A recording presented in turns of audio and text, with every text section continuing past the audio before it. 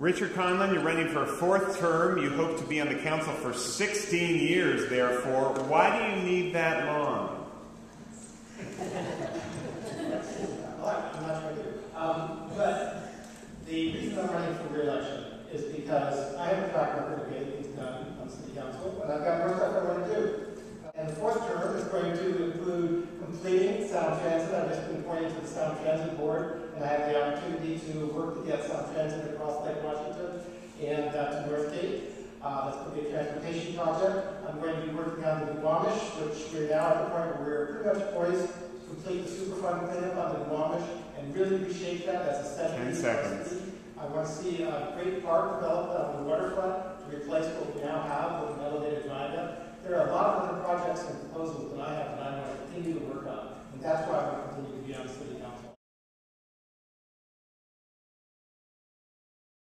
Nick Licata, rightly or wrongly, you're known more for opposing things than you are for championing things. If you are elected to a fourth term, which is what you're hoping, how will you be a positive change agent? Well, I wasn't a positive change agent. In fact, just this year I was able to get the council to unanimously agree to do the Urban Forest Commission, so we expand under the canopy. I got the council to unanimously support the larger percentage of low-income housing and the housing levy, and got to unanimously support evaluating streetcar networks, so we had some measurable results. Robert Rosenkrantz, there was a recent report called Seattle's Lost Decade that was submitted by the Chamber and the Coalition of Business Groups that says that we've lost about 8,000 jobs since 2000. Argued in this report that that's because we're perceived as more expensive to do business in some of the surrounding suburban jurisdictions where jobs have grown. Do you think Seattle is hospitable to business, and what do you think should be done to make it a more business-friendly city? Seattle is not nearly as welcome a place for business as it needs to be. Seattle charges employers about $500 per employee in overall taxes. Now, along with that $500 is a lot of time, a lot of hours that goes into compliance. Redmond charges $100. We aren't competitive.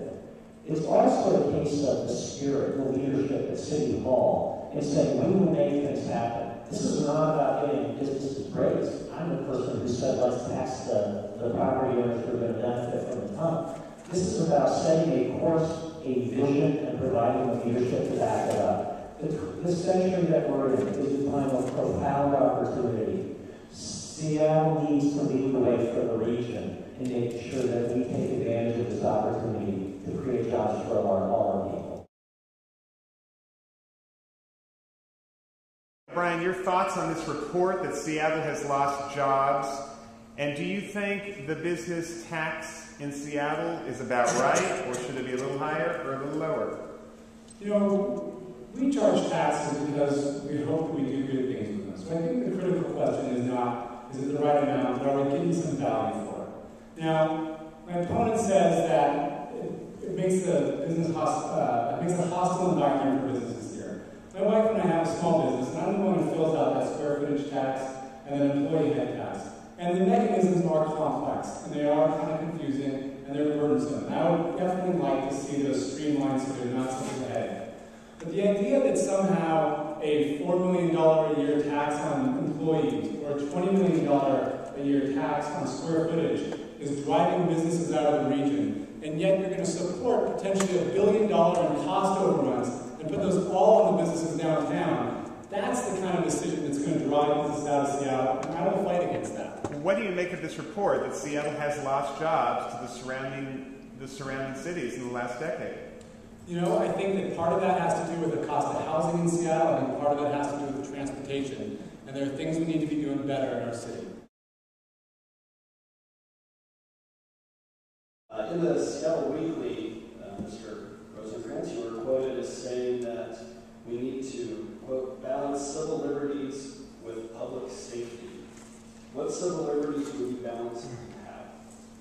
There are a number of them. The new proposal to ban panhandling close proximity to ATM machines. I believe that's something that's urgent. and having spent enough time downtown recently to see how difficult it can be for people trying to use ATM machines, I would fully support that legislation. Another one is the city's don't ask, don't tell policy regarding immigration status. We were asked the question a number of times on the campaign trail, do you support it? Well, as it was written, yes, but we've also been asked the question, do you support a blanket ban? And that I would not support, because a blanket ban would ignore that part of the don't ask, don't tell legislation that says this legislation does not apply when it's required to comply with the other laws or with court orders. That means that things like gun checks, so people who don't have legal residency, we're not allowed to have concealed weapons permits, they can't get guns. There's a balance act there. I think it's too clear on the side of public safety.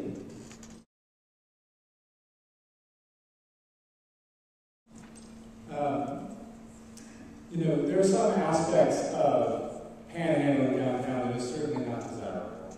And figuring out how we deal with that is critical.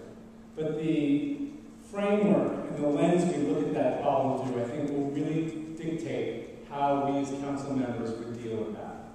In one of the questionnaires, Robert made a comment along the lines of we need to take away these people's source of income so that they find more productive things to do with their life. And I think instead of cutting off their income source, what we need to be doing is figuring out why these people are panhandling.